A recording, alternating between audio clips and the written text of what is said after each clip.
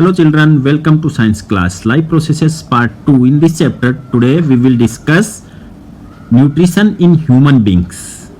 In our previous classes, class 7th also we have learned about nutrition in human beings.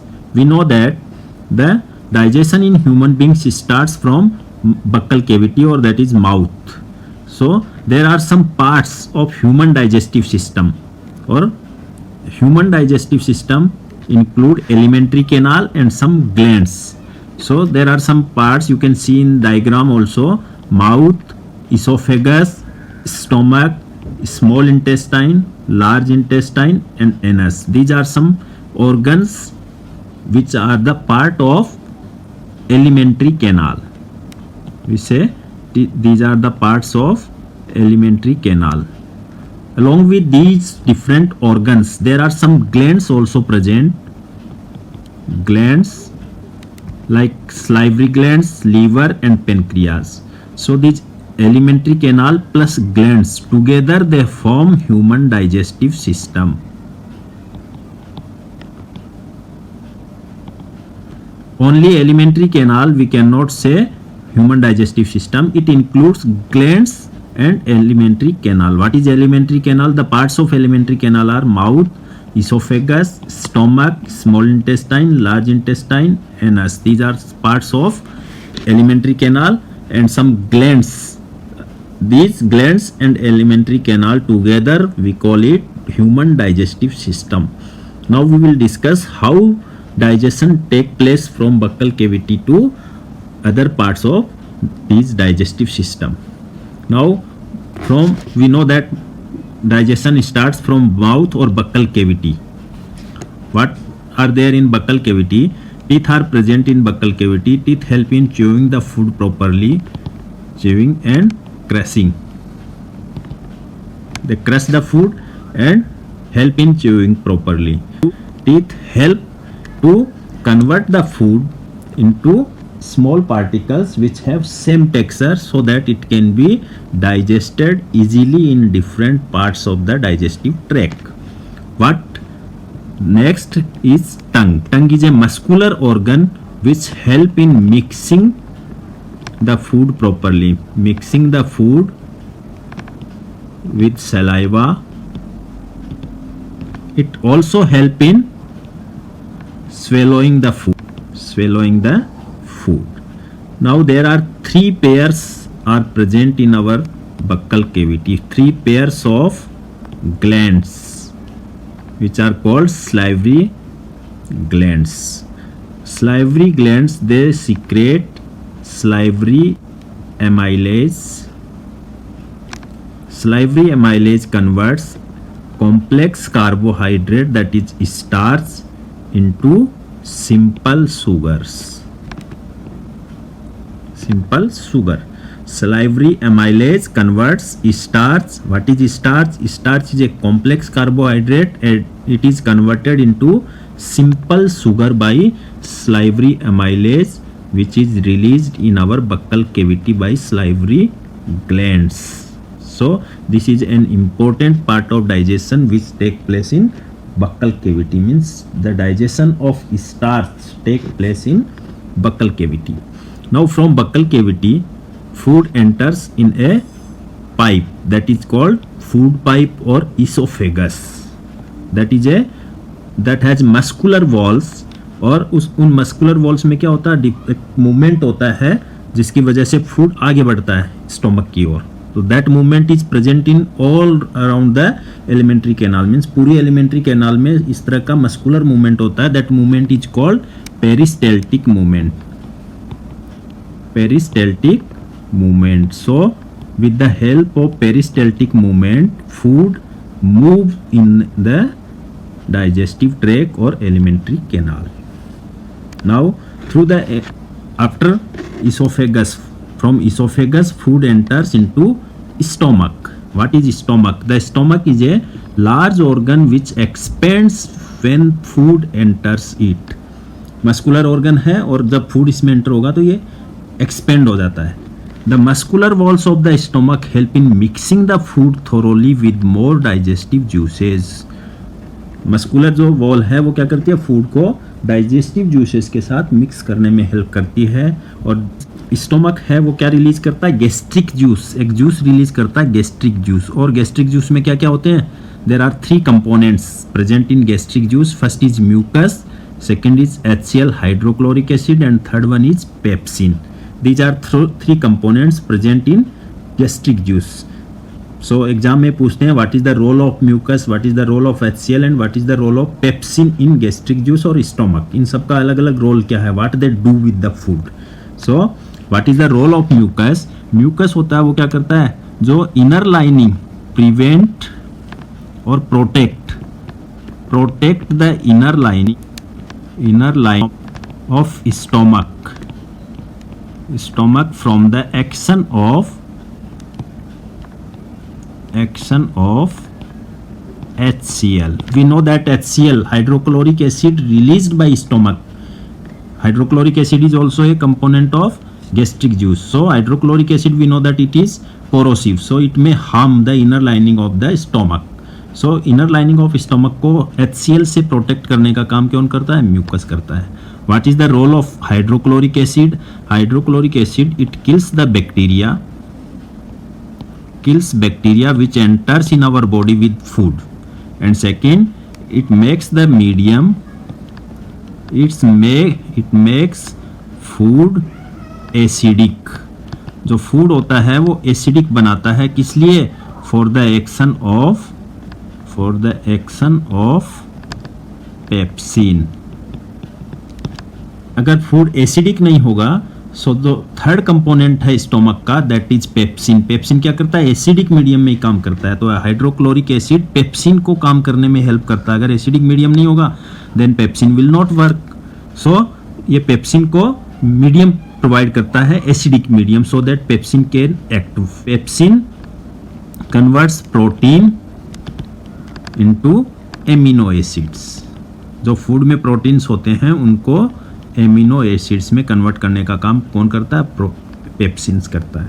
तो pepsin तभी काम करेगा जब hydrochloric acid food के medium को एसिडिक में कन्वर्ट कर देगा। अगर एसिडिक मीडियम नहीं है देन पेप्सिन अगर है रिलीज हो रहा है then also it will not function on food. So protein का डाइजेशन नहीं होगा अगर हाइड्रोक्लोरिक एसिड रिलीज नहीं होगा स्टोमक में।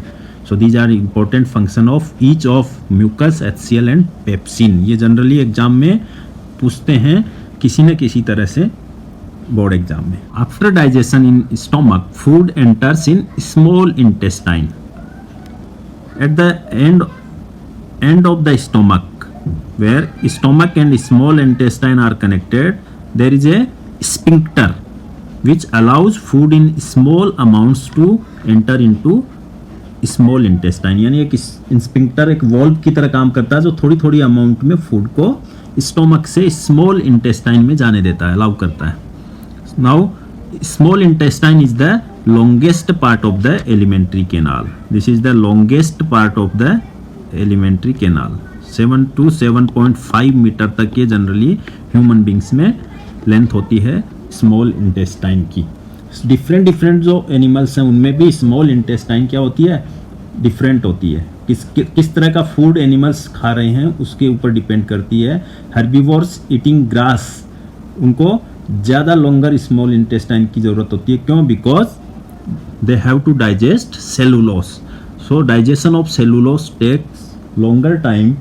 सो herbivores have longer small intestine than carnivores, because carnivore they eat only other animals, so digestion of animal is easier than digestion of cellulose. So carnivore have small intestine than herbivores. Herbivores की जो small intestine होती है वो बहुत ज़्यादा लेंदी होती है, लंबी होती है, और कार्निवोर की छोटी होती है क्योंकि उनमें सेलुलोज के डाइजेशन की ज़रूरत नहीं होती है.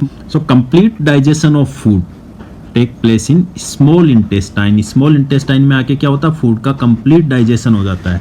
Digestion starts from buccal cavity और कंप्लीट कहाँ होता है, स्मॉल इंटेस्टाइन में. अब स्मॉल इंटेस्टाइन में तीन तरह के जूसेस आके मिक्स होते हैं. एक होता है लीवर से, ये जो लीवर है, लीवर से बाइल जूस आके मिलता है. Liver is the largest gland in our body.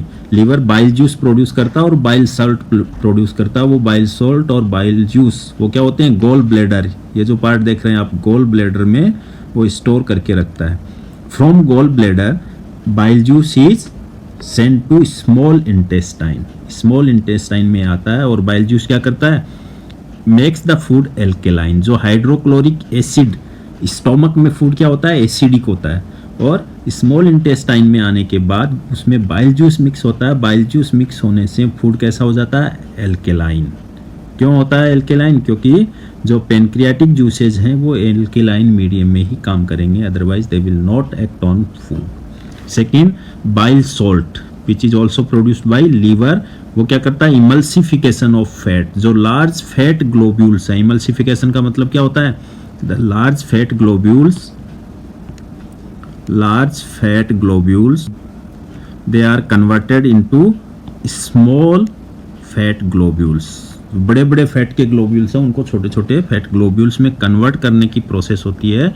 वो कौन करता है, that is done with the help of bile salt and this process is called emulsification of fat. So emulsification of fat take place in small intestine with the help of bile salt. Okay, so gallbladder is associated with liver which stores bile juice or bile salt.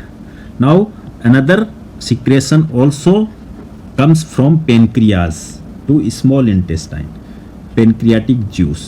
Pancreas से pancreatic juice आके कहाँ मिलता है, food में, small intestine में। और pancreatic juice में क्या क्या होता है, there are two types of enzymes, first one is trypsin and second one is lipase. Trypsin digestion of proteins and lipase, ये लाइपेज ये क्या करता है, इमल्सिफाइड फैट जो होती है, जो स्मॉल ग्लोब्यूल्स होते हैं जिसको हम बोलते हैं emulsified fat, these emulsified fat को डाइजेस्ट करने का काम कौन करता है, lipase enzyme which is mixed in small intestine bye pancreas. Pancreatic juice जो आके मिक्स होता है स्मॉल इंटेस्टाइन में फूड में, उसमें क्या होते हैं, दो enzyme, trypsin and lipase. Trypsin क्या करता है, प्रोटीन का डाइजेशन करता है, और लाइपेज जो इमल्सिफाइड फैट है, बाइल सॉल्ट जिसको इमल्सिफाइड कर देते हैं, उस फैट को डाइजेस्ट करने का काम कौन करते हैं, लाइपेज एंजाइम। इसके अलावा लीवर और पेनक्रियाटिक जूसेस के अलावा स्मॉल इंटेस्टाइन की वॉल से इंटेस्टाइनल जूसेस निकलते हैं। इन जूसेस में क्या होते हैं, स्टार्च का डाइजेशन करने वाले एंजाइम होते हैं, फैट का डाइजेशन करने वाले एंजाइम होते हैं, और प्रोटीन का डाइजेशन करने वाले एंजाइम्स होते हैं। कुछ जो एंजाइम्स होते हैं वो क्या करते हैं, प्रोटीन को एमिनो एसिड में कन्वर्ट कर देते हैं, फैट्स को क्या करते हैं, they fatty acid and glycerol में कन्वर्ट कर देते हैं, fatty acids and glycerol, and starch को किसमें कन्वर्ट करते हैं, they to glucose. So in this way the complete digestion of food take place in small intestine. Now what happens in small intestine, the inner lining of the small intestine has numerous finger like projections। small intestine में क्या होते हैं, there are so many fingers like projections in the inner lining of the small intestine। these finger like projections क्या करते हैं, they increase the surface area for the absorption of food। जो food digest हो गया, that should be absorbed by the body, or that is done in the small intestine। the villi are richly supplied with blood vessel which take the absorbed food to each and every cell of the body। तो villi जो होते हैं वो क्या होते हैं, blood vessels की highly supply होती है, blood की supply उनको ज़्यादा होती है, जिसकी वजह से वो जो absorbed food है उसको each and every cell तक they can transport it, where it is utilized for obtaining energy or building up new tissues and the repair of old tissues। Food किस काम में आता है, एनर्जी ऑब्टेन करने के काम में first, second building up new tissues, and third one repair of old tissues. इन सब काम में क्या आता है, the food absorbed in the small intestine, उससे जो एनर्जी मिलती है वो इन सब में काम में आती है। From small intestine now the unabsorbed food is sent into the large intestine. Large intestine में क्या होता है, there is no digestion of food take place in large intestine, only absorption of water from this material. जो undigested food from small intestine enter होता है large intestine में, उसमें से वाटर का अब्जॉर्प्शन लार्ज इंटेस्टाइन में होता है. और rest of the material is sent to rectum. और रेक्टम में क्या होता है, जो फिकल मटेरियल है that is semi solid material that is stored in rectum and from time to time that is removed from the body through anus. The exit of this waste material is regulated by the anal sphincter. So in this way digestion of food take place in human beings. Thank you.